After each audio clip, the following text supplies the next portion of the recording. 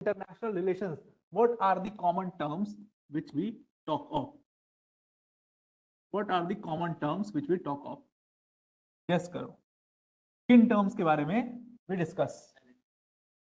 दिख रहा है? What are the common terminologies which you see? Very common thing. Whenever we talk of international relations, you might have seen YouTube. There will always come a word that is geopolitics. Now, what is geopolitics? What is geopolitics? Online also can explain what is geopolitics. What is geopolitics?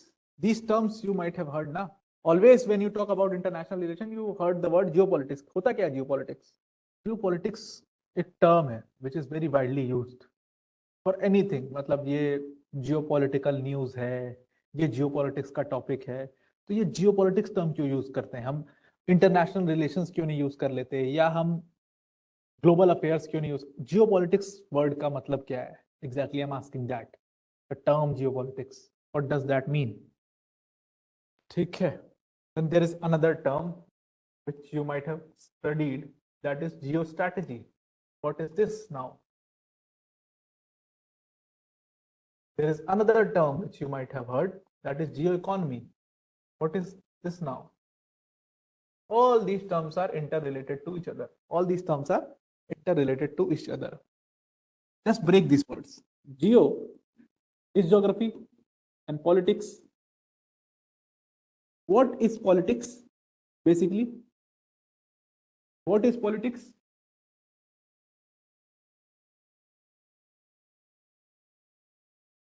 Very good, Aditya. Very good. Very correct. Google तो नहीं किया ना? बस Google मत करना. बाकी everything is correct. Did you Google it? I hope not. Great. You didn't Google it. So you just break these words, geo and politics. What is politics? Politics is the game of distribution of power. You can say politics deal with power, and in politics what we do is distribution of power. पूरा politics अगर आप आज की date में देखो, आप जाओ अपने कहीं भी, your village you go, or your state you go, or your district you go, you ask any politician, why do you want to become the MLA, or why do you want to become the MP, why do you want to become the minister? Why?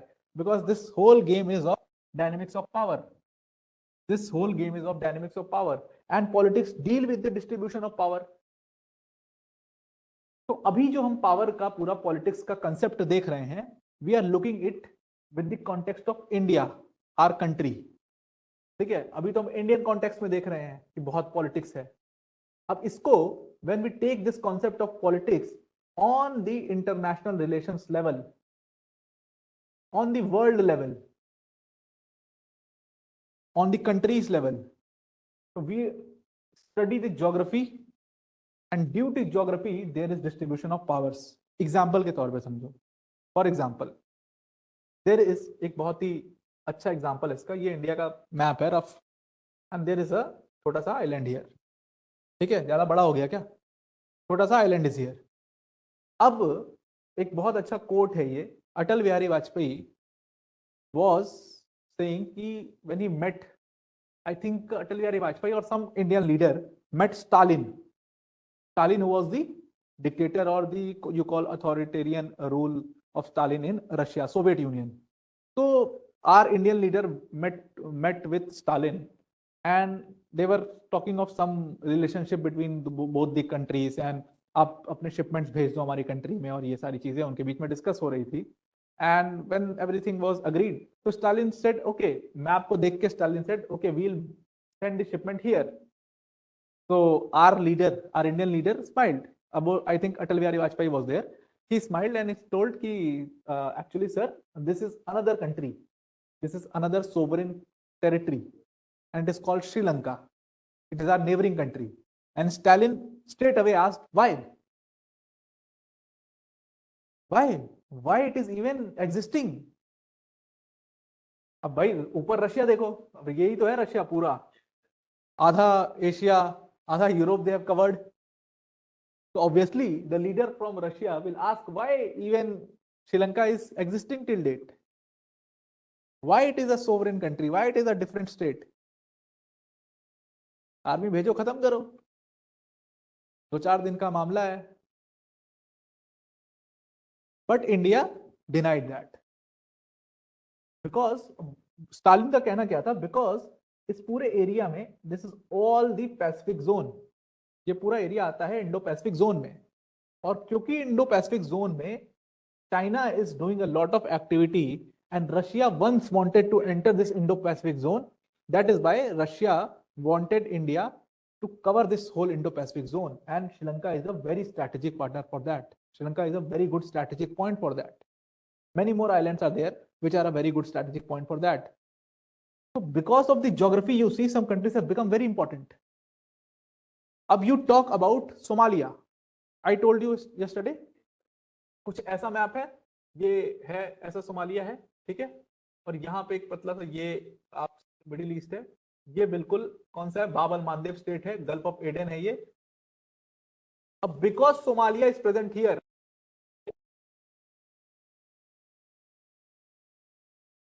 because of its geography, Somalia has become very important. Because of its geography, Somalia has become very important. So whenever in terms of area, in terms of land, in terms of geography we discuss, the distribution of power we discuss in terms of geography, that is called geopolitics. Why Russia has attacked Ukraine? Because of the geography. What was happening is that NATO was going towards Russia.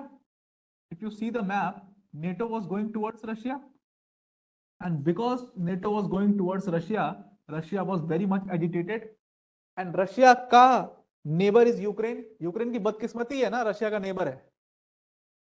Ukraine की गलती क्या है?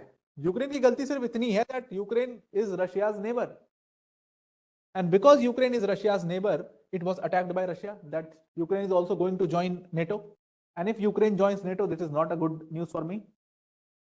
So because of geography, we are seeing the distribution of power, and that is geopolitics, and that's what geopolitics always talks about. Any question till here?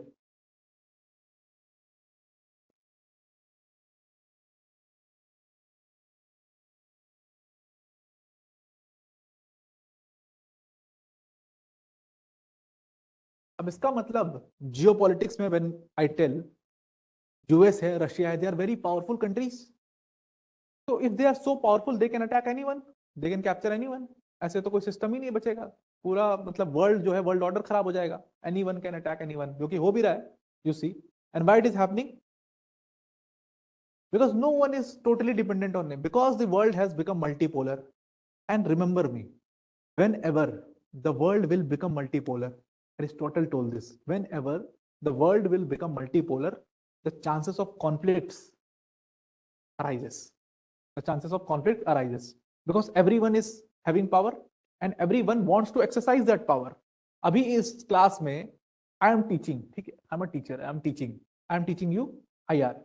अगर if any student might be sitting here who would be knowing IR more than me,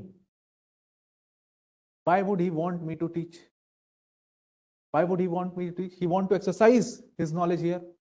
Any other student comes, he also knows IR very much. He also wants to exercise his knowledge here. That why he is standing at the podium, I should stand at the podium.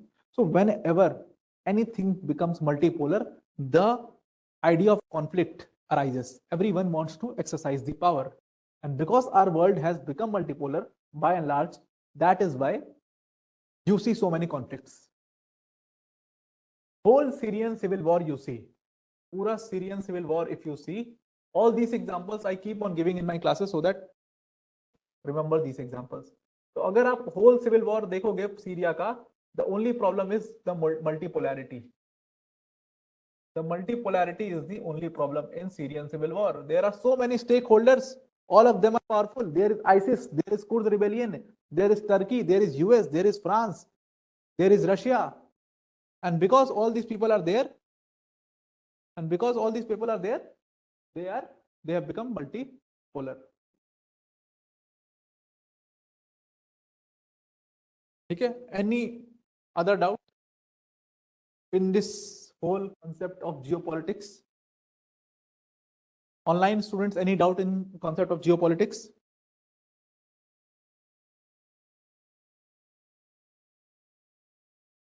If there is any doubt, let me know.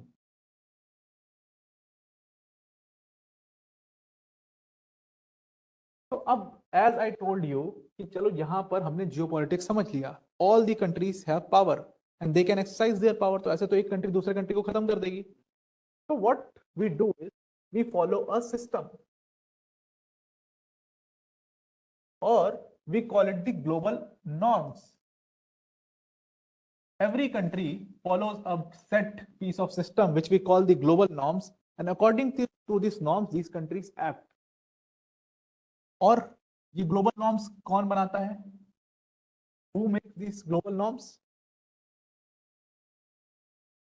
Suppose, for example, this is a class. I say कल से class में एक rule होगा that everyone will come and they will touch my feet and then only they can sit. I have made this norm. Will you follow it? Will you follow it? And why will you follow it? Because I am the enforcer. Okay? I have the power. I can send you out of the class. I can send you go home. I'll not teach. You have given me money, your fees. I'll not return it.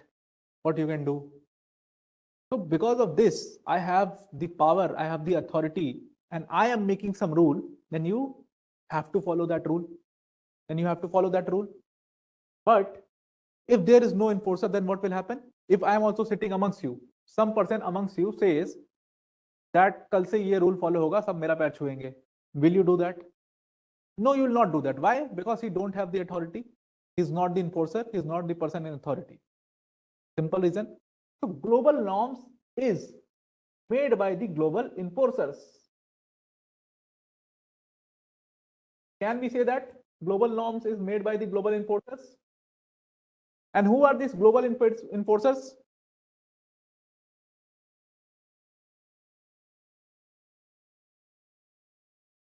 USA, we can say yes, correct. What more we can say? Russia, you can say also. Online also. Please tell. Who are these global enforcers? Look at the 5 permanent countries of your United Nations Security Council. What are the 5 permanent countries of United Nations Security Council? What are the 5 nations of the United Nations Security Council? बताओ. USA, obviously US will be there. और कौन है? UK भी है, and Russia है, and China है, and कौन होगा उसके अलावा? और एक ही बचता है, फ्रांस. इंडिया कहाँ है? यूनाइटेड नेशन सिक्योरिटी काउंसिल के परमानेंट कंट्रीज में इंडिया नहीं है. यही तो पूरा डिबेट है ना यूएन का. इसीलिए तो India is telling to reform करो यार. इसमें यूनाइटेड नेशन सिक्योरिटी काउंसिल जो है वो बहुत ऑब्सोलीट हो चुका है, बहुत पुराना ऑर्गेनाइजेशन है. अब क्या इसमें यूके रहने लायक है? यूके तो बहुत कमजोर हो चुका है आज की डेट में. यूके को निकल जाना चाहिए इससे. They are telling UK to you should exit from United Nations Security Council and India should enter in place of UK. But by and large, you see all these countries who have the power, they made United Nations Security Council, and they are basically the global enforcers who are making these global norms. When Russia attacked Ukraine, Russia didn't went free. Russia had to go through sanctions. G7 ने sanctions लगाया, most of the world EU countries ने sanctions लगाया. So what was this?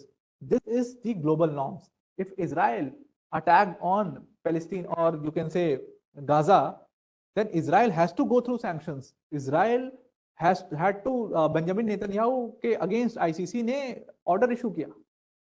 International Criminal Court ordered against Benjamin Netanyahu. So he had to go through all those norms. अब ये सब सारी पढ़ने लिखने और कहने वाली बात है. Obviously अगर आप अफ्रीका चले जाइए तो आपको सारा ग्लोबल नॉर्म्स जो है उसकी पोटली बांध के उन्होंने उसको बहा दिया है सारी कंट्रीज ने. अगर आप अफ्रीका चले जाओ तो बुरे हाल है वहां पे। आप you go to Democratic Republic of Congo, you go to Tanzania, you go in any second country of Africa, and you'll find a civil war, and there you'll find that no global norms or nothing, no humanitarian rights, nothing is being followed. Nothing is being followed.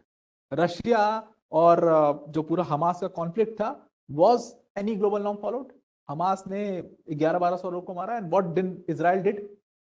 Israel completely destroyed that whole.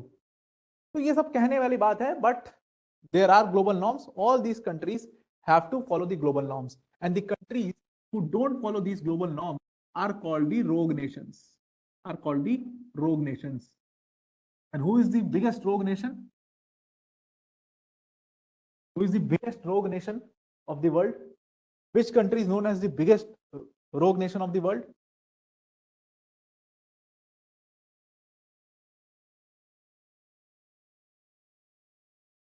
Pakistan, you can call a rogue nation. Pakistan has broken all the global norms. They have set up this terrorism in their country. They help terrorists like anything. They help them grow. They help them build. All these terrorists are Maulanas in their countries. So they call themselves because proof is not there. Because none of the countries have proof. Osama bin Laden was found in Pakistan. ठीक है, but Pakistan denied. We didn't know he is living in Pakistan. So अब जब एक country सामने से ही outrightly deny कर दे तो you cannot, what you can do? आप पाकिस्तान पर अटैक थोड़ी कर दो. तो Pakistan is seen as a rogue nation in the world. China is seen as a rogue nation. Why? Because China breaks all the global norms. When you enter into Indo-Pacific, China does not let anyone to enter into Indo-Pacific. It fires on the Philippine ships. It fires on Taiwan ships. So China has that, what they did in Doklam. So China has that face of rogue nation. Afghanistan had that face of rogue nation because of Taliban. Because they don't follow this basic global norms. And global enforcers, because they have become weak by now, these global enforcers, because US entered into Syria, they cannot complete that Syrian civil war till now.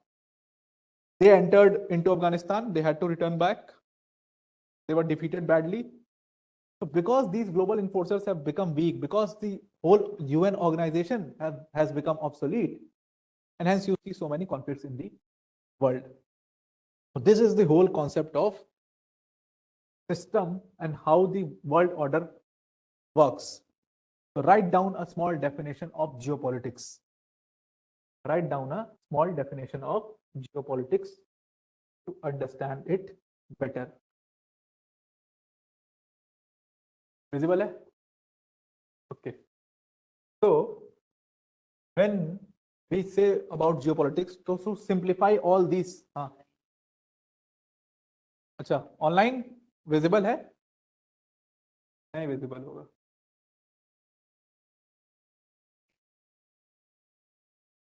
What I should say? अब visible होगा.